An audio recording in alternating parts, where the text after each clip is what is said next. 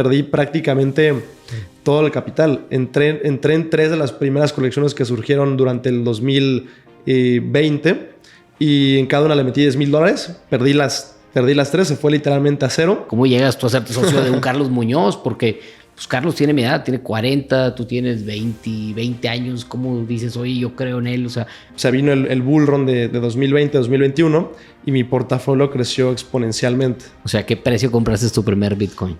Yo inicié comprando Bitcoin en $8,000 más o menos y Ethereum por ahí de los $200. El rendimiento promedio de una private sale o una preventa mínimo le estabas apuntando a 30, 40x en el primer día que sale la cripto al mercado. ¡Wow!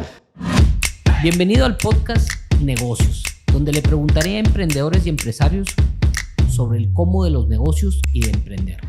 Yo, al igual que tú, estoy cansado de que me digan qué tenemos que hacer cuando lo que queremos como emprendedores es que nos digan cómo lo hicieron. Decidí crear este podcast para aprender de las mentes más brillantes el cómo. Cómo lo hicieron para empezar sus empresas, cómo encontraron product market fit y cómo crecieron a través del tiempo. Quiero que todos aprendamos en cada episodio de diferentes industrias y de diferentes invitados. Espero lo disfrutes al igual que yo. Bienvenidos a un episodio más del podcast Negocios, donde hablamos del cómo de los negocios, y en esta ocasión tengo un gran invitado, amigo mío, socio, del tema de cripto. Hablaremos con Dan Fuentes sobre lo que está pasando en el mundo de cripto, cómo él entró a este mercado, a este negocio, y cómo mucha gente se ha vuelto millonario, gente joven en este tipo de negocios. Dan, bienvenido al podcast. Un placer por la invitación, Raúl, y pues vamos a darle. Órale. Oye, Dan, a ver, pues yo quisiera que le platiques un poco a la gente quién es Dan Fuentes, de dónde vienes, cómo llegaste a Monterrey, cómo empezaste a meterte al tema de cripto, y me encantaría que platicaras también tu edad, todo. Ok, pues creo que vamos a empezar desde el principio. Yo vengo de una familia de clase media, nunca me ha hecho falta nada, pero pues como que siempre tuve esa inquietud del tema de emprendimiento, de poner negocios, de generar capital para poder tener una mayor libertad, porque en mi infancia pues mi papá fue muy ausente por el tema de que tuvo que estar muy metido en sus negocios. Trabajaba prácticamente de 4 de la mañana, que iba a abrir el tener una panadería. Entonces desde muy temprano se iba a encender los hornos. Pues siempre fue como autoempleado, nunca se puso a delegar cosas, y siempre él pues estaba de 4 de la mañana que abrían hasta 10 de la noche que cerraban, ¿no? Entonces pues como que siempre crecí con esas ganas como de que cuando yo tuviera una familia pues pudiera tener más tiempo para ellos, tener libertad de hacer lo que yo quisiera. Y eventualmente cuando estaba yo en la preparatoria, pues mis papás empezaron a tener como una crisis económica. Se les empezó a complicar pagar mi colegiatura y la de mi hermano. Estábamos los dos en escuelas privadas, yo estaba en el TEC, y se empezó a poner complicada la situación económica de ellos. Y en lugar como de pues preocuparme por esto, lo que hago fue que me pongo a ver qué es lo que yo podía hacer para tratar de apoyarlos económicamente, ¿no? Y pues primero la idea que a todos se nos viene a la mente es cómo gano dinero, y la forma más sencilla que creemos es hacer un negocio, ¿no? Claro. Entonces en ese punto pues yo no tenía ni capital, que yo en ese entonces creía que para empezar un negocio pues tenías que tener un chingo de lana para empezar un negocio, lo cual es falso. Y también yo estaba consciente de que tenía pues prácticamente cero conocimientos al respecto y una gran falta de experiencia, ¿no?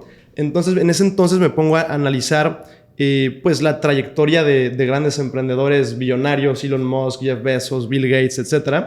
Y empiezo a tratar de identificar como qué fue lo que ellos hicieron para empezar, ¿no? Y me doy cuenta que un hábito que comparten todos los grandes billonarios es el hábito de la lectura.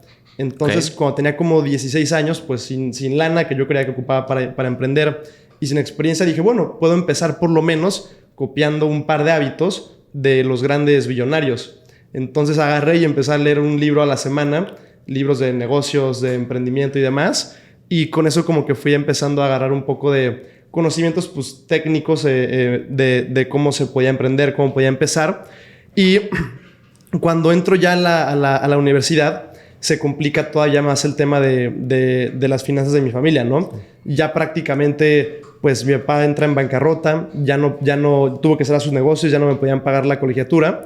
Y en ese entonces, pues sí, ya entra una preocupación real de qué voy a hacer, ¿no? ¿Cómo voy a seguir estudiando? Si voy a tener que cambiarme de universidad a una universidad pública, o si voy a tener que ponerme a trabajar, o sacar un crédito estudiantil, o quién sabe, ¿no? Y entonces, lo primero que hago fue que un semestre me di de baja, y en ese entonces estaba muy metido en el gym. Entonces, lo que se me ocurrió hacer fue un emprendimiento de suplementos deportivos. Okay. Saqué un e-commerce de básicamente era whey protein, proteína de suero de leche, sin azúcar ni nada de eso. Y la idea principal era yo ser como... yo maquilarle a gimnasios para que tuvieran como su propia marca, como un white labeling de proteína de suero de leche. En lugar de que ellos vendieran la que les vende GNC y demás, sí, yo se las vendo a ellos, les pongo su logo y ellos lo vendían. Y por falta de recursos, conocimientos, lo que quieras, experiencia, pues nunca despega ese proyecto. Después de que me di de baja ese semestre para meterla al emprendimiento, pues tuve que regresar a la universidad. Esa fue la primera vez que dejé la carrera. También la dejé porque no me gustaba. ¿Qué estaba estudiando? O sea, en el TEC se llama Ingeniería en Innovación y Desarrollo, muy similar a Ingeniería Industrial. Se me hizo muy aburrida, la verdad nunca le agarré ningún cariño. Y bueno, empiezo este proyecto, nunca se da. El siguiente semestre regreso al TEC. Ahora... Para ese entonces, en este semestre, me gané una beca para ir a un curso de emprendimiento en Silicon Valley, y básicamente ahí se me quedó muy clavada todo el tema de tecnología, ¿no? Yo casi no había tenido acercamientos con temas tecnológicos en mi escuela ni nada, y ese curso pequeño que tomé en San Francisco, pues como que me abrió la mente a todo este panorama de startups, tecnología y demás, y se me quedó muy clavado, tienes que meterte en algo de tecnología. Y regresando de ese curso, en el TEC me cambio de carrera a una que se llama Ingeniería en Transformación Digital de Negocios, que es como de la rama de computación. Y simultáneamente con el tema de mis papás que no estaban pudiendo pagar, pues yo ya debía un semestre entero prácticamente de colegiaturas, debía como 100,000 pesos de colegiatura del TEC. Órale.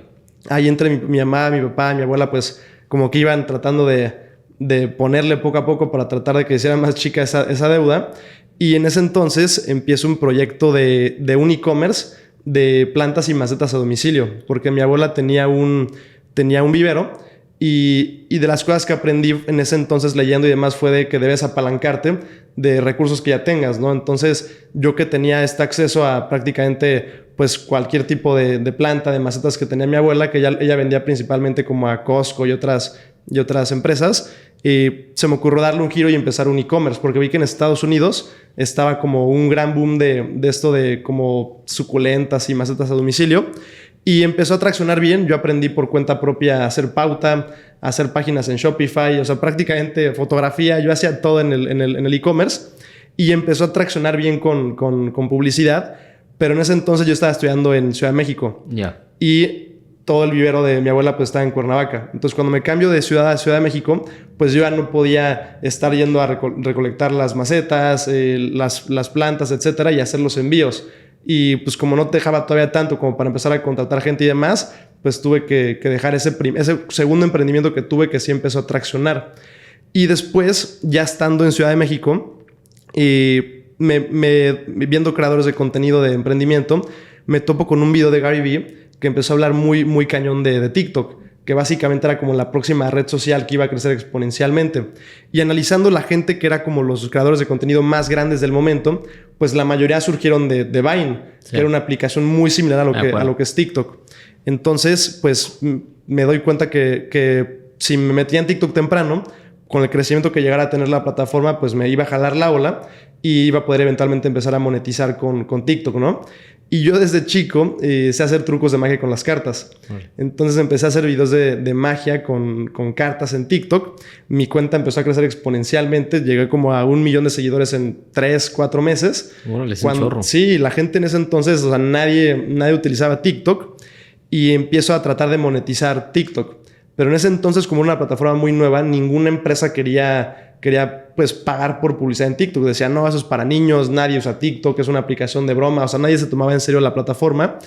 Y un amigo casualmente él vendía tatuajes digitales por Fiverr. Okay. Fiverr es una plataforma de freelancer donde cualquiera puede ofrecer servicios de cualquier cosa, ¿no? Y él vendía como con Photoshop de que te ponía el tatuaje para que vieras cómo se te iba a ver y te cobraba por eso. Y me dice, oye, ¿por qué no pruebas por Fiverr? Y entonces en Fiverr empiezo a vender shoutouts, que eran como básicamente me pagaban por yo decir, vayan a seguir a esta cuenta o vayan a checar esta página web. Y cobraba por hacer shoutouts a gente de Estados Unidos, donde TikTok ya estaba un poco más maduro a comparación de Latinoamérica. ¿Y si te pagaban? Y o sea, en Fiverr tenías, voy a dar una recomendación o algo y te pagaban ahí. Exacto. Y puse como se llaman gigs, que es como tu publicación de venta. Puse mi gig, pasó una semana, nadie me contactó. Pasaron 2, nadie me contactaba. Y yo dije, no, pues no jaló. Y como al mes, de la nada, me llega un mail de un pago. Y yo me saqué mucha onda de que me había llegado un pago de Fiverr y ya me meto a ver. ¿Cuánto cobrabas? $50 fue el primer ticket que cobré por publicidad. Y de la nada esa semana llegó una compra. A la siguiente fueron 2, a la siguiente 4. Y como el algoritmo te empieza a poner más arriba, pues empezó a subir exponencialmente la cantidad de gente que me contrataba. Y tuve momentos que ya pues eran entre 3, 5, incluso hasta 6 compras al día. Y ella estaba cobrando $200 por cada publicidad. Entonces prácticamente ya estaba ganando como $1,000 diarios de únicamente pues vender publicidad en TikTok, cuando nadie en Latinoamérica, yo creo que nadie monetizaba TikTok en ese entonces. Qué interesante tu historia, porque hay 2 puntos muy importantes. Uno, cuando empezaste a decir, ¿sabes qué? Voy a crear un e-commerce. Uno, explorar la idea de e-commerce creo que es muy importante, pero con una base que era una ventaja competitiva para ti. Exacto. Que estabas apalancándote del recurso de que tu abuela ya vendía macetas, y crear un e-commerce te costaba muy poco y ya tenías el producto básicamente, exacto, ya la producción de las macetas, lo cual te podía generar un negocio casi a costo cero, nada más dedicándole exacto, tiempo y conocimiento. Así es. Y la segunda que veo que está bien interesante es cómo hoy en día existen muchos creadores de contenido que tienen millones de followers y no saben monetizar. No se les ocurre, no tienen esa astucia para decir, oye, si lo pongo en Fiverr, o entender qué podría funcionar dentro, o probar de perdido. Sí. Tú lo probaste y te empezó a funcionar, y eso pues, te empezó a generar un capital interesante. El hablar de 5 personas que ya te están pagando $50, son $250 al día. Sí. O sea, ya es dinero, y más cuando eres emprendedor, que estás viendo cómo monetizar. El explorar creo que es bien importante. Totalmente. Y después de eso, pues ya llega el punto donde iba a terminar mi semestre, creo que era mi segundo semestre de la carrera. Esto fue en finales prácticamente la primera mitad del 2020. Y ahí yo tenía que tomar la decisión de si iba a seguir estudiando o iba a tratar de salirme y emprender, porque tenía una deuda de como 100,000 pesos con el TEC, un poco más. Y justamente era más o menos la cantidad de capital que había juntado, con Fiverr, ¿no? Sí. Y pues en ese entonces mi decisión fue pagar la deuda que está en el TEC, dejar la carrera y el resto del capital que había juntado con Fiverr, porque para eso me cerraron la cuenta de Fiverr, porque te dan como strikes si tratas de cobrarle como por fuera para que no te cobre la comisión Fiverr, así. Sí. Hice un par de cosas así y me acabaron cerrando la cuenta. Y ya no podía entonces yo monetizar para nada por Fiverr. Qué interesante, porque es una lección bien importante. Sí. Porque quisiste, de cierta forma, brincarte a la plataforma. Así es. Y dejaste que el negocio se echara a perder. Sí. Buena lección. Sí, pues ya después de eso, yo simultáneamente, igual con esta crisis de mis padres, un día así en mi casa googleé tal cual de que mejores negocios para empezar en 2020 y me topé con un video de Bitcoin. Y yo nunca había escuchado nada acerca de Bitcoin, cripto, blockchain. O sea, en mi vida había escuchado nada de eso. Y el video hablaba de una característica que tiene Bitcoin, que es el tema del halving. Y prácticamente eso hizo que se me volara el cerebro. Y me di cuenta del gran valor que tenía Bitcoin. Pero platícales qué es el halving a todos los que no saben de Bitcoin y de cripto. ¿Qué es el halving? Bueno, lo que me llamó mucho la atención cuando vi ese video de Bitcoin es que el dinero fiat, que todos usamos, pesos mexicanos, dólares, etcétera, pues los gobiernos y los bancos centrales lo imprimen sin parar. Y eso provoca que haya una devaluación en el poder adquisitivo. Y a diferencia del dinero fiat, en el caso de Bitcoin, cada 4 años tiene algo que se conoce como el halving, en donde la cantidad de Bitcoins que pueden ser minados se recorta a la mitad. Entonces, supongamos que tú tienes, por ejemplo, una producción, no sé, de aguacates y tú tienes 10 empleados, tienes 10 hectáreas y con $10,000 produces 10 toneladas de aguacates. Y dentro de 4 años, con esa misma capacidad de producción, ahora en lugar de producir 10 toneladas, solo produces 5. Y no solamente tú, sino que todos los aguacateros del mundo también les pasa lo mismo, de que se corta a la mitad la cantidad que pueden producir con el mismo equipo. Entonces, ¿qué pasa? Si la demanda se mantiene por lo menos igual, el precio en teoría tendrá que duplicarse. Claro. Pero en este caso, además de que la demanda va creciendo exponencialmente de gente que quiere acumular Bitcoin, pues también la oferta se reduce exponencialmente. Entonces esto provoca lo que se conoce como un supply shock y el precio crece como lo hemos visto en últimos años. Oye, te tocó cuando lo viste, pero antes de entrarle a este tema de lo del Bitcoin, ¿cuál era la plática con tu papá de decirle, oye, ya no hay lana, ya no voy a estudiar, me voy a salir de estudiar? ¿Cómo era esa conversación con tus papás? Pues prácticamente con mi papá no había esa conversación porque mis papás se divorciaron como por 2014. Okay. Entonces mi papá ya estaba viviendo en Querétaro. ¿Era con tu mamá entonces? Sí, entonces era con mi mamá. ¿Qué te decía? Pues mi mamá estaba totalmente en contra al inicio de que dejara la carrera, pero como que siento que siempre desde chico me veía que tratando con lo de las proteínas, tratando con lo del e-commerce, siempre me vio como pues tratando de ver cómo la hacía para emprender algo. Y a pesar de que ella estaba como muy en contra, ella me decía, yo confío en ti y yo ya hice mi labor de educarte, enseñarte lo que tenía que enseñar y a partir de ahora pues ya estás grande para tomar tus decisiones y tú sabrás lo que tú escojas, ¿no? Entonces nunca hubo como esa resistencia como tal. Sí, porque a veces yo lo que he visto mucho y lo veo ahorita con mi hija, si me dice, oye papá, me la imagino acabando prepa, ya quiero yo emprender un negocio. Sí. Como que es complicado, como papá, el entenderlo y decir, bueno, pues que pruebe y si no, pues al final del día se puede regresar a estudiar o algo. Exacto. ¿No? Qué interesante. Sí. Ok, muy bien. Y luego, ¿qué pasa con esto de que ya lo ves, ya tenías muchos seguidores, hacías magia? ¿Qué pasa? En ese punto, pues básicamente después de pagar lo de la deuda del TEC, me queda un par de miles de dólares, no muchos, y yo ya tenía como 6 meses empapándome muy cañón de todo el tema de cripto. Y me di cuenta que con el halving que se venía en el 2020, pues iba a tener un creciendo exponencial todo el mundo cripto. Entonces, en ese entonces, pues ya me doy de baja del TEC y ese capital que junté, pues literal hice all-in a cripto y se vino el bull run de 2020-2021 y mi portafolio creció exponencialmente. O sea, ¿qué precio compraste tu primer Bitcoin? Yo inicié comprando Bitcoin en $8,000 más o menos y Ethereum por ahí de los $200. Pero me di cuenta que la oportunidad no estaba ni en comprar Bitcoin ni en comprar Ethereum. Porque si yo lo que hice fue analizar lo que pasó en el halving pasado del de 2020, que fue el de 2016, y me di cuenta que el crecimiento exponencial basado en data histórica estaba en las altcoins. Que una altcoin, para los que no saben, es cualquier criptomoneda que no sea Bitcoin, ¿no? Porque la atención de la gente siempre se va como al objeto brillante, a lo nuevo que está en el mundo cripto, y es ahí donde verdaderamente hay crecimientos exponenciales. Para darte contexto, durante 2016-2017, que fue el bull run antepasado de cripto, Bitcoin en promedio subió, si no me equivoco, 20x. Ok. Se multiplicó por 20. Y las altcoins, si tú tuvieras literalmente vendado los ojos y hubieras invertido capital en prácticamente cualquier altcoin al azar, tu rendimiento promedio hubiera sido como de 300x. Es más de 10 veces lo que generó Bitcoin. Entonces, cuando yo me doy cuenta de eso, pues vendo todo lo que tenía en Ethereum, todo lo que tenía en Bitcoin y todo lo meto en criptomonedas nuevas de las narrativas que estaban en tendencia en ese momento, y eso fue lo que hizo crecer exponencialmente mi portafolio. Pero me imagino que era mucho riesgo. Solana era una de estas, XRP, o sea, hay muchas que desaparecieron, las Doggy Coins, como que aparecieron muchas, y yo lo que veía es que mucha gente se metía al momento y luego se caían a cero. ¿Cómo le hacías para saber cuáles? ¿Cómo? Pues para ese entonces, literalmente, desde que me despertaba hasta que me dormía, era full time research de cripto. Yeah. Entonces empecé a encontrar patrones que me ayudaran a identificar criptos que iban a crecer exponencialmente y aprender en qué momento tenía que entrar y en qué momento tenía que salir.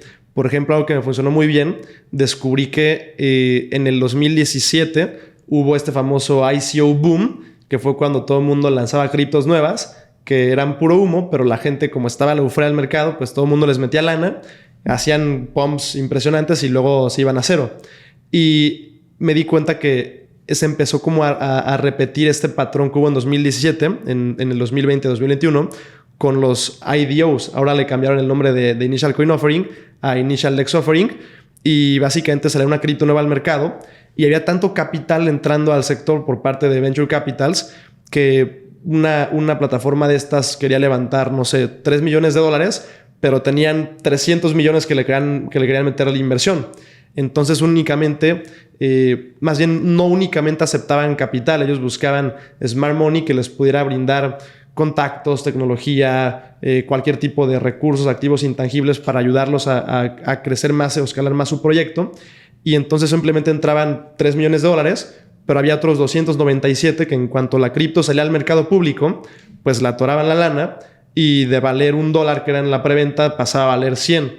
Entonces me di cuenta que tú podías entrar en estas preventas en el momento que eran listadas al mercado y había ciertas estrategias para tú hacer algo que se llama front running, que básicamente como funciona la blockchain, tú metes tu transacción antes de que pasen el resto de transacciones de los que quieren invertir y así tú compras un precio mucho más bajo y me la pasaba duplicando, triplicando en todos los nuevos lanzamientos que salían. Pero ahí como lo hacías, dependía del gas fee.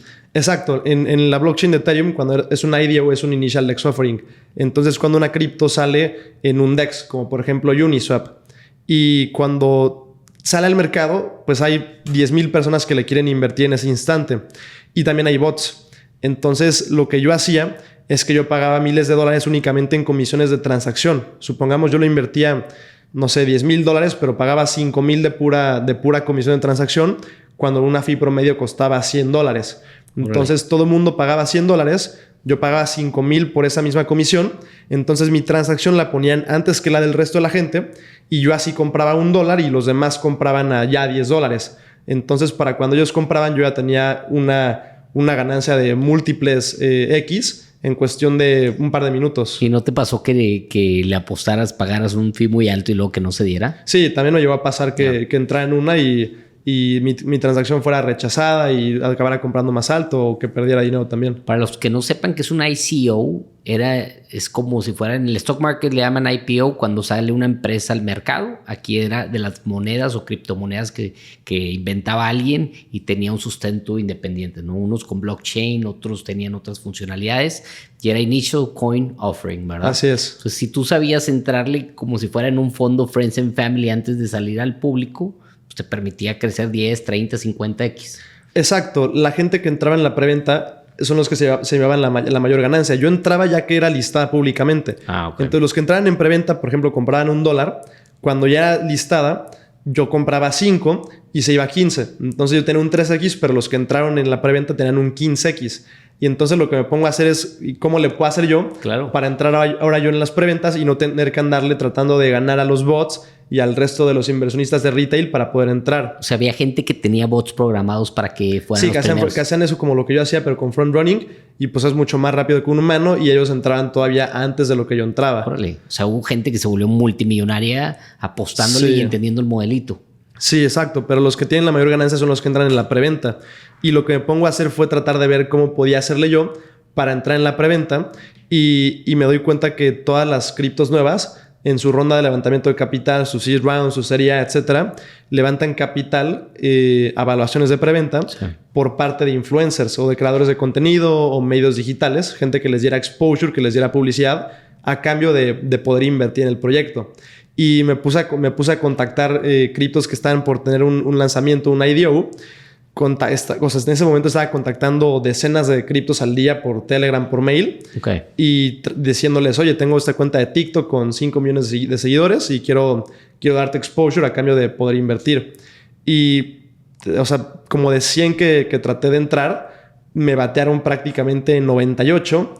2 me dejaron entrar porque mi contenido no era de cripto en ese entonces. Mi contenido en ese entonces seguía siendo como de trucos de magia y demás. Y pues decían, este cuate, o sea, tiene seguidores, pero ¿para qué nos sirve? No es gente que esté metida en el mundo cripto. Claro. Y de esas 2 que entré, una me hizo un 200x de mi inversión. Wow. ¿Y cuánto invertiste en ese? En ese invertí y me dieron un ticket muy pequeño, le dicen allocation. Me dieron un ticket de $2,000, se llamaba Super Farm. Y en la otra se llamaba, creo que Polkamon, era como un juego de NFTs. Me acuerdo de Polkamon. Y en esa igual fue un ticket como de $2,000, $3,000 y esa hizo como 75x más o menos. Eso te capitalizó. El tema ahí es que te dan un vesting. Entonces, inicialmente te liberan el 10% de tus tokens generalmente y el resto te dan un lockup como de 3 meses y a partir del mes 4 te empiezan a soltar 5% durante 20 meses. Ya. Entonces, pues con ese 10% que te dan el día que sale, pues tienes tu 200x, pero generalmente para cuando pasa el lockup y te empiezan a liberar, pues ya el token, como tiene mucha selling pressure por parte de los inversionistas privados que en cuanto les liberan se ponen a venderlos, pues el token acaba yéndose prácticamente a puntos muy bajos, ¿no? Y cuando veo el rendimiento tan grande que me dieron esas 2 private sales, que se llaman private sales en el mundo cripto, pues obviamente dije, ¿cómo le hago para entrar en más? Pero esos $200 que era el 10% ya equivalía a $40,000. Exacto. Entonces ya habías recuperado tu lana y hecho muchas veces más. Exacto. Wow. Y lo que me pongo a hacer fue tratar de entrar en más private sales. Entonces empecé a subir un poco de contenido de cripto, literalmente solo para disfrazar mi cuenta de TikTok. Entonces, pues mis primeros 9 videos eran de cripto y los otros, si te bajabas, ya eran de cosas de magia. La gente se ganchó y llegabas y pichabas que eras un canal de cripto. Nada más veían los primeros 9 videos, ni siquiera se daban la molestia de escarbarle. Y decían, este cuate tiene 5 millones y es contenido de cripto. Y entonces de escribir las 100 y que me dejaran entrar en 2, pues ya de contactar 100 me dejaban entrar en 50. Y a día de hoy he invertido en más de 70 startups de tecnología, blockchain y cripto. Órale, ¿y cuántos años tenías en ese momento? 20. Órale, entonces Sí. ya ni estudiar ni hacía sentido. Sí, ya no. te subiste a este mercado nuevo que existió y aprovechaste la oportunidad y la ola de cripto. Exacto. Oye, y dime algo cuando empiezas a hacer dinero, ¿qué es lo primero que te pasa por la mente? Voy a seguir invirtiendo, voy a comprarme un carro. O sea, porque cuando lo agarras mucho dinero joven, también es algo que es complicado porque estás lidiando con ego, con dinero, con todo. Mira, en ese tema te digo que cuando tenía como 17, 16 años empecé a leer mucho. Sí. Y creo que uno de los libros que más me ha impactado es un libro de Ryan Holiday que se llama El ego es el enemigo.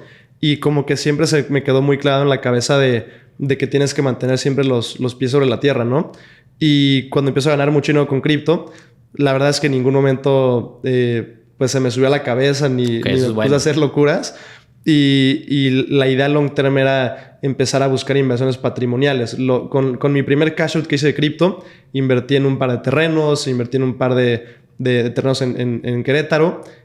Compré también un departamento, empecé a hacer un par de inversiones en bienes raíces, que era todo lo contrario al mundo cripto, ¿no? Me fui de lo de más alto riesgo a lo de menor riesgo. Pero creo que en ese tema, yo pienso que basado en tu edad, es el tipo de inversiones que tienes que hacer. Por ejemplo, ahorita mucha gente que ves en TikTok y en Instagram y gurús de inversiones te dicen que no, que fondos indexados, que CETES, etcétera.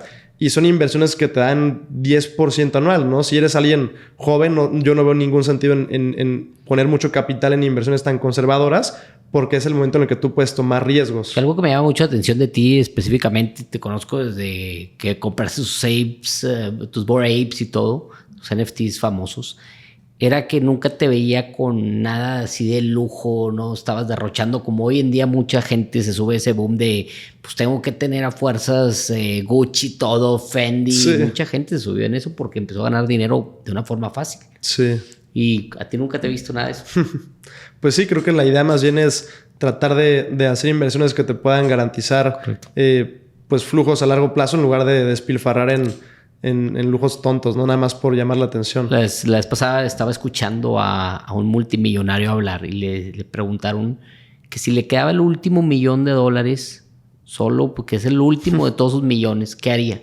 Real estate. Dijo real estate, porque necesito primero satisfacer mi necesidad básica, donde sé que real estate me lo va a dar. Sí. Entonces ya después puedo jugar lo que yo sea y dice, y yo puedo construir otra vez toda mi fortuna. Sí. Entonces, qué interesante. Creo que a veces... Sí, tener buenas bases, ¿no? Creo que eso te ayuda mucho a que ya sabes que no se va a apreciar y que ya sabes que puedes hacer más dinero y entonces empiezas a diversificar. Sí.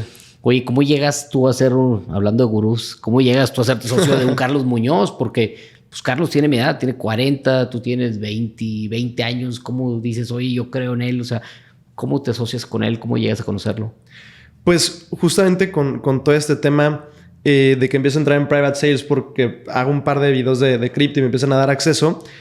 pues me doy cuenta, escarbando más, investigando, que los creadores de contenido de cripto, en su momento 2020-2021, pues muchos de ellos llegaron a hacerse casi billionaires, nada más por todas las preventas que entraron. Hay muchos casos como Ivan on Tech, otro canal que se llama Crypto Banter, Crypto, etcétera. Estos creadores de contenido cripto hicieron cientos de millones de dólares en el bull run pasado para empezar, lo que cobraban por cualquier publicidad, cobraban en bitcoins, para que te des una idea. O sea, no te cobraban en dólares, te cobraban en bitcoins, de que 10 bitcoins por promo, etcétera, con bitcoin en 30,000, 50,000 dólares. Uh-huh. Y además les daban tickets grandes en las private sales. Y pensando en long term, me doy cuenta que quería yo posicionarme como pues, uno de los principales creadores de cripto en español para el próximo ciclo alcista, que probablemente va a ser el próximo año, 2025. Y dentro de este plan, empecé a seguir a muchos creadores de contenido, entre ellos Carlos Muñoz. Y una vez en un podcast, en una cuenta que tenía de su podcast, subió que estaba buscando gente que estaba metida en el mundo cripto para invitarlo al podcast y platicar del tema, ¿no? Y le respondo a la historia que subió a Instagram. Le dije, soy tal persona, he hecho tales cosas en cripto. Y me invitó al podcast en Monterrey. Empezamos a conocernos. Y así fue como surge pues este proyecto que hicimos durante un tiempo, que actualmente ya no somos socios, pero durante un tiempo estuvimos con un proyecto. Qué interesante, porque en ese momento Carlos, fuera de lo de Diego y de cualquier problema que tuvo, era el influencer más popular de negocios de toda Latinoamérica. Entonces dices, oye, ¿cómo pues le entras? ¿Cómo la oportunidad surge? Y entonces eso se me hace muy interesante. Qué padre que pudiste hacer clic en ese momento, ¿no? Sí. Porque al final del día te dio un micrófono que pues te llevó a mucha gente, a conocer más gente que el de la que ya conocías. Sí, totalmente. Y después, a mí, yo cuando te pregunté, oye, ¿cómo compras un Bored Ape? O sea, entiendo el tema de los NFTs, entiendo que tienen esa popularidad, OpenSea empieza a crecer y todos estos marketplaces de NFTs. Te pregunté, me acuerdo, oye, ¿cuánto costó un Bored Ape? Creo que $80,000, no me acuerdo cuántos Ethereum o Bitcoins me dijiste en ese momento. Y luego digo yo, como un chavo de 20 años decide comprar un Bored Ape por subirse o sea, ¿por qué un Bored Ape? ¿Por qué te subiste esa colección? ¿Cómo empezaste a entenderle el tema de NFTs? Que no tiene nada que ver con cripto, está correlacionado, pero no tiene nada que ver. Mira, el tema de NFTs, yo creo que fui de las primeras personas que compró NFTs en México. En México. Cuando fue el lanzamiento de Bored Ape, ya las NFTs tenían por lo menos 6 meses de que empezaron como a hablar de ellas en el mundo cripto.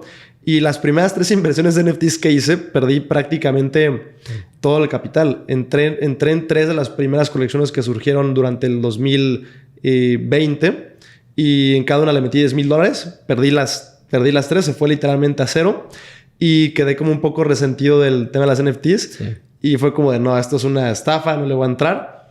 Y por eso se me fue mintear, no minté Bored Apes, no minté ninguna de las colecciones top. Pero sí, afortunadamente me di cuenta en un punto intermedio de esta subida que tuvieron para entrar. Y en este caso, los Bored Apes se empezaron a convertir como en un ícono de la cultura popular. Muchos artistas, jugadores de la NBA, de fútbol, etcétera, empezaron a comprar estos Bored Apes. Y creo que para la gente del mundo cripto se volvió como un tema de estatus. Así como un Rolex, un reloj caro te da cierto estatus. En este caso las NFT se volvieron como un Rolex digital, ¿no? Porque un Rolex pues solamente te lo ven pues la gente que está a tu alrededor, y un Bored Ape lo ve cualquier persona que te siga en redes sociales, ¿no?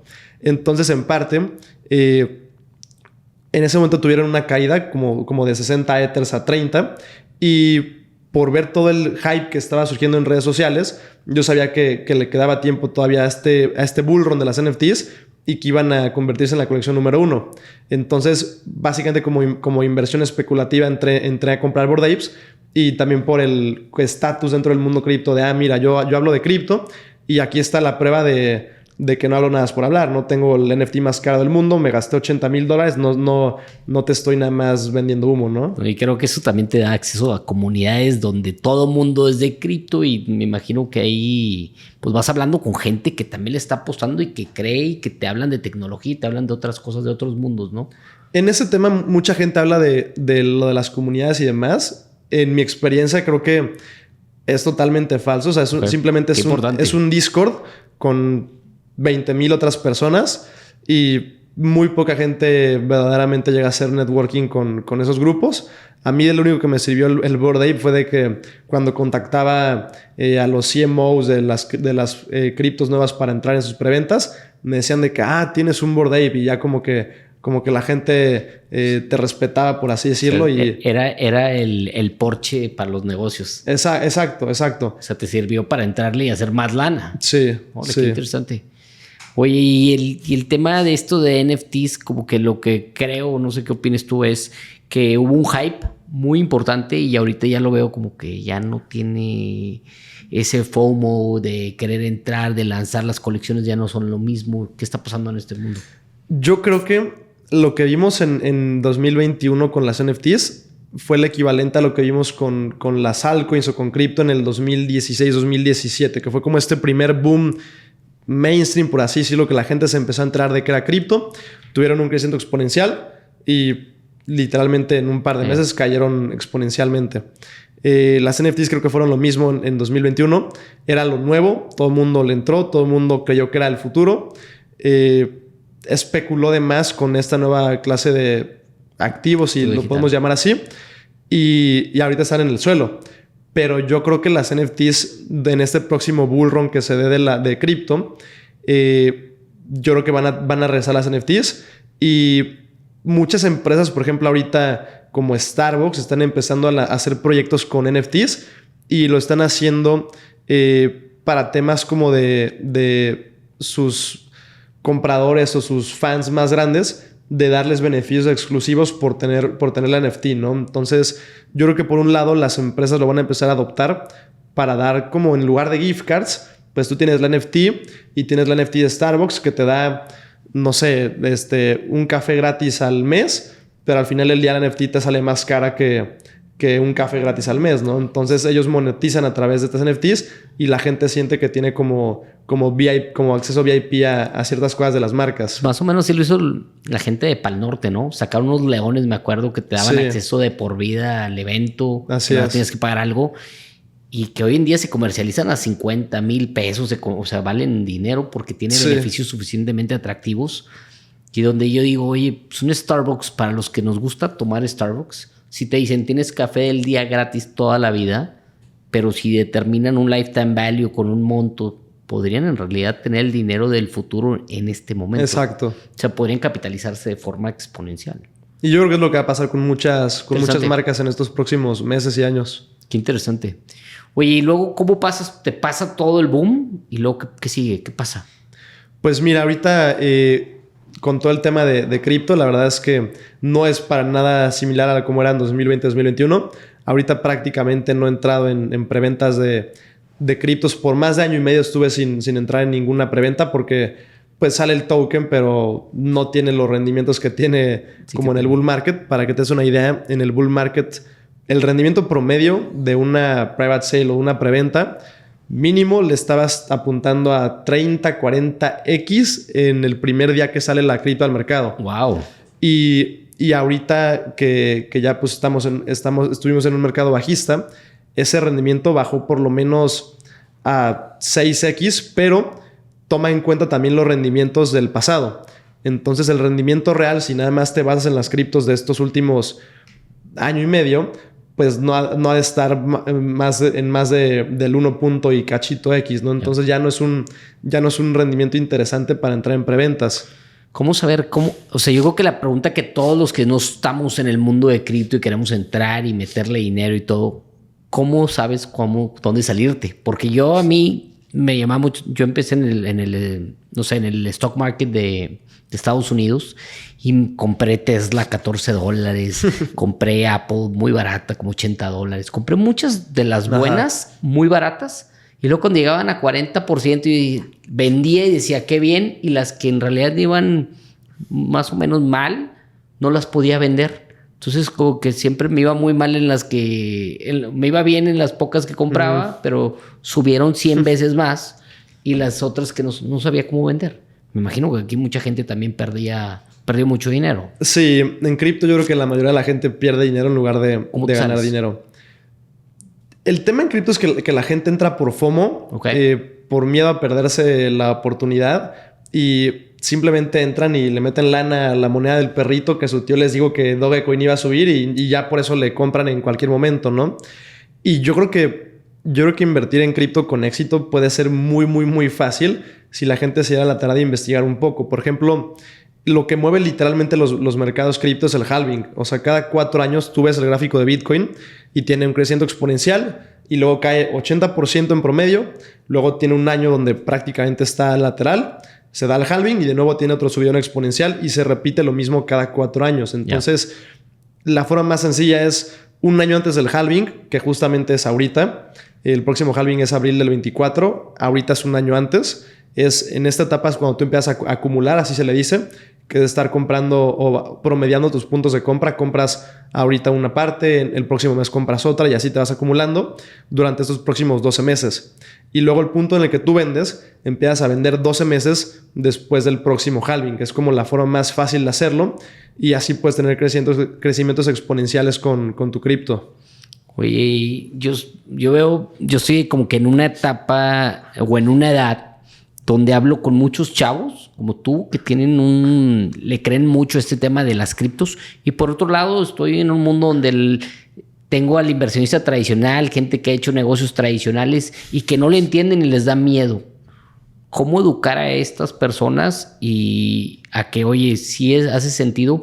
Porque la gente te evalúa, pues básicamente decir, oye, ¿cuál es el fundamento de que valga $30,000 un Bitcoin cuando no existe nada de oferta-demanda? ¿Cómo explicarle a esta gente de arriba de 40 que hay una oportunidad gigante en esto? Mira, yo creo que es algo que la gente ya trae tan metida en el cerebro que ni siquiera lo cuestiona, que es el dinero fiat. O sea, el dinero fiat, si lo ponemos a analizarlo, es un experimento. No tiene igual ni siquiera más de 100 años. Antes el dinero estaba respaldado, por ejemplo, por el oro, que es lo que le daba valor. Y eventualmente, pues empezaron con la reserva fraccionaria y empezaron a emitir dinero de papel que estaba respaldado por una pequeña fracción de oro. Y con el tiempo se ya imprime más dinero. Y fue un punto en el que era tan minúscula lo que sí estaba respaldado por oro que dijeron, bueno, ya es tan pequeña la reserva que tenemos, mejor la quitamos y ya imprimimos sin fundamento. Y hemos visto en múltiples países, Argentina, Venezuela, Zimbabue, etcétera, que por el mal manejo de sus bancos centrales y sus gobiernos, pues la mayoría de la gente no tiene capital para estar invirtiendo y que simplemente acumula el efectivo que gana, pues pierden prácticamente el patrimonio que juntaron en décadas por algo externo a ellos, ¿no? Que son las malas políticas de sus bancos centrales. Sí. Y no es algo que solamente vemos en Latinoamérica o que solo vemos en África. Por ejemplo, Estados Unidos, desde 1913 que fue creada la Reserva Federal, el dólar ha perdido más del 97% de su poder adquisitivo. En 100 años perdió prácticamente todo su poder adquisitivo. Y justamente lo que propone Bitcoin es una crítica a este sistema de los bancos centrales. Es un dinero el cual el gobierno no puede confiscar, no puede decirte puedes o no retirar, puedes o no hacer transferencias, pasa persona a persona las transacciones y no puedes imprimir más. Al contrario, cada 4 años se recorta la mitad la oferta que entra al mercado, ¿no? A diferencia del resto del dinero fiat, que por ejemplo Estados Unidos en el 2020 al 2022 imprimieron más del 55% de los billetes que ya existían. Órale. O sea, es una locura, 55%. Y la gente dice, no, pues es que está respaldado por oro, ¿no? Mucha gente todavía cree que está respaldado por oro y es falso. O la gente dice, está respaldado por su economía.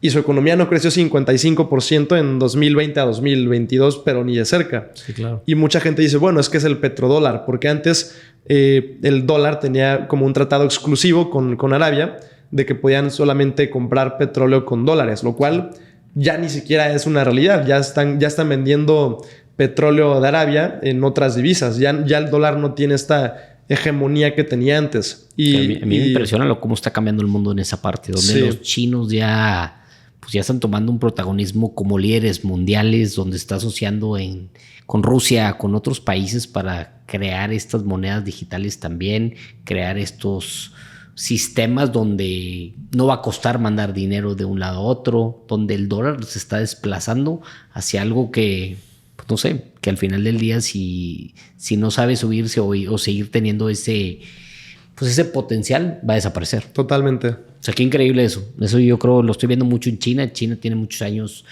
pues ahora sí, haciendo pruebas con el renminbi virtual y ya no hay dinero, bancarizando al 100% de la población, que creo que es un reto. Y un riesgo también para la gente. O sea, el tema de los CBDCs va a ser también un arma que lo van a usar los gobiernos de control masivo. Sí, yo creo que eso es como que es como una navaja de doble filo, ¿no? Sí. Pero el hecho de digitalizar a la gente, creo, teniendo un plan a largo plazo, hace mucho sentido. Los chinos utiliza dinero digital, si quieres pagas el 1% de impuestos. Ah, ok, entonces le entras, empiezas a pagar y conforme va usándose, vas decidiendo, en vez de cobrarles mucho a pocos de impuestos, les cobras poco a muchos. Sí. Y ese pensamiento a largo plazo creo que ayuda mucho. Y ha ayudado, yo creo que a los chinos en la cuestión de crecimiento de recaudación principalmente. Totalmente. Oye, Dani, a ver, ¿y nunca tuviste el reto? Me da muchas sensaciones de que pues, estás chavo, la gente pues a veces no te creen como chavo. ¿Cómo le haces para cuando le estás pichando? Hoy en día ya estás pichando proyectos más grandes, ya estás pichándole inversionistas. ¿Cómo le haces para dar esa confianza, aparte de tu track record, al principio cómo era y cómo lo haces hoy en día? Mira, yo creo que al menos en temas como el tema cripto, es un conocimiento que muy poca gente tiene y creo que nunca he sentido ese como falta de confianza por gente más grande. Al ser un tema más nuevo que la mayoría desconoce, sí, pues creo que mucha gente así asume su ignorancia en estos temas porque les hablas y te creen que estás hablando en chino porque no entienden ni la mitad de las palabras de cripto, blockchain, web3, etcétera. Entonces, como es un tema muy ajeno a ellos, creo que no se da como esta, pues como falta de confianza porque estés joven, ¿no? Pero creo que es algo que pasa muy seguido. Pero también es bien complicado eso. Cuando no saben, la gente prefiere no invertir. Les da miedo. Uh-huh. En algunos casos, ¿no? O sea, yo lo que veo es que hay como que los pro tecnología dicen, bueno, si pierdo dinero no me importa que sea poquito, lo puedo perder. Pero hay gente que dice, no, si no lo entiendo, no me meto. Porque es un reto convencer a alguien a que, oye, no, yo no tengo la bola mágica, pero esto por lógica y por lo que está pasando va a tener un valor superior, ¿no? Pues de ese lado yo creo que estuve tanto tiempo metido en cripto y sigo metido en cripto que empecé a entender formas de poderlo explicar a la gente lo más simple posible, sí, y basado en datos. No les digo créeme a mí, créale a los datos, que al final son los que tienen la razón, y al mostrarles todos los datos que respaldan lo que puedes conseguir invirtiendo en cripto, es con lo que la gente empieza a agarrar confianza. Y creo que esto que acaba de decir Dan es bien importante. Cuando tú sabes mucho de algo y puedes explicarlo, puedes enseñarle números de cómo va a ir subiendo, de cómo ha sido la historia, después eso genera confianza hacia cualquier inversionista. Tienes que hacer tu tarea de saber qué estás pichando, por qué va a subir y por qué crean en esto, ¿verdad? Creo que eso es muy importante. Oye, Dan, hoy en día, pues dices, ¿sabes qué? Ya otra vez estoy viendo que se está moviendo más el tema. ¿Qué estás haciendo? ¿Cómo estás capitalizando? Sé que tienes mucha gente que te sigue siguiendo, eres autoridad en este tema de cripto en México y en Latinoamérica. ¿Qué estás haciendo ahorita dentro como negocio dentro de esto? Mira, primero el tema de las private sales o de las seed rounds de proyectos cripto. Ya estoy empezando a volver a entrar en algunos. Okay. Este mes entré en 3. Okay. Y ya a partir de ahorita voy a empezar a entrar en las que siguen, porque como estamos ya a un año del halving, ya justamente ahorita es el momento en el que la gente empieza de nuevo a empezar a colocar capital en cripto. Entonces, ya ahorita estoy empezando a colocar capital en cripto, eso es número 1. Además de las private sales y las preventas, capital también ya estoy empezando a colocar en las criptos principales para acumular a largo plazo. 3, tengo ahorita se puede decir como una academia de formación para enseñar a la gente a invertir en cripto, en que gente que entiende cero pueda entender el mundo cripto y pueda aprender a invertir con una comunidad. Entonces, ahí estamos. ¿Cómo se llama ese? Capital Cripto. Capital Cripto, para que se metan. Creo que vale la pena aprender. Los que no saben los que no saben nada o que sean sofisticados también pueden aprender mucho de ti. Sí. Entonces tengo esas 3 cosas. También estoy con esta misma empresa ofreciendo publicidad a empresas cripto. Les consigo influencers de toda Latinoamérica. Les cobro por hacerles publicidad con estos influencers en Latinoamérica. Y también estamos ahorita con con un proyecto ahí de cripto, Oye, una plataforma. Qué padre. Felicidades con esto de que lo que has logrado. Y por último, me gustaría cerrar con algún consejo para cualquier inversionista que quiera entrarle al tema de cripto. ¿Qué es lo primero que tienen que hacer? ¿Qué tienen que cuidar? ¿Cómo le pueden entrar? Yo creo que primero es entender qué es en lo que están invirtiendo, porque mucha gente empieza a invertir en cripto nada más por FOMO, por euforia y acaban perdiendo dinero. Entonces creo que lo primero es, número uno, educarte acerca del tema. Y si es alguien que tiene capital para invertir, yo recomendaría 100% pues contratar a alguien que te pueda explicar, que tenga experiencia en el sector, porque la curva de aprendizaje te la va a hacer mucho más corta, te va a ahorrar mucho tiempo, te va a ahorrar mucho dinero que vas a perder si lo tratas de aprender por cuenta propia. Y una vez que tienes ya por lo menos los conocimientos básicos, ya empezar a acumular cripto. Y creo que la mayor recomendación sería hacer algo que se conoce como dollar cost average, que por ejemplo, si tú tienes $100,000 que quieres invertir, en lugar de invertir los 100,000 ahorita, tú inviertes 10,000 ahorita, 10,000 el próximo mes, y así durante un lapso de 10 meses para promediar tus puntos de compra. Sin importar si el precio sube o baja, tú estás promediando tu punto de compra, y a largo plazo es como la estrategia con menor riesgo para invertir en cripto. Pues Dan, muchas gracias, mucho aprendizaje, muchos consejos. Muchas gracias por ser parte de este podcast, de este episodio, donde pues muchos queremos aprender del tema de cripto y creo que algo aprendimos el día de hoy. Muchas gracias por la invitación, Raúl. Si quieren saber más de Dan, lo pueden seguir en sus redes sociales. ¿Cuáles son tus redes sociales, Dan? En Instagram me pueden encontrar como Dan Fuentes Oficial. Ok. ¿Y en TikTok? TikTok como Dan-Fuentes. Órale, para que lo sigan y pues sigamos aprendiendo de él. Crea muy buen contenido.